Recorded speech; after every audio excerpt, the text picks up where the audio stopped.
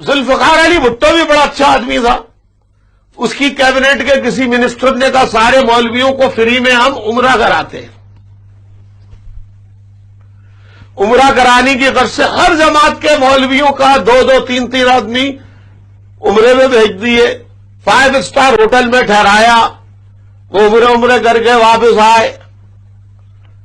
Airport پر جب واپس آئے چیکنگ ہوئی تو چیکنگ ہونے لگی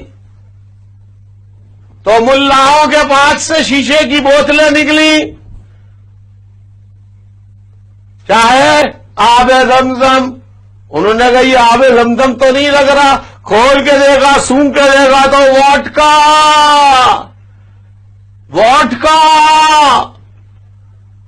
تو کسٹم والوں نے کہا ابے تم عمرہ کرنے گئے تھے یا ووڈکا خریدنے گئے تھے؟ کہنے لگے ہم لائے تو آب زمزم تھے مگر ہمارا عمرہ قبول ہو گیا, اللہ نے آب زمزم کو ووڈکا بنا دیا. واہ واہ واہ.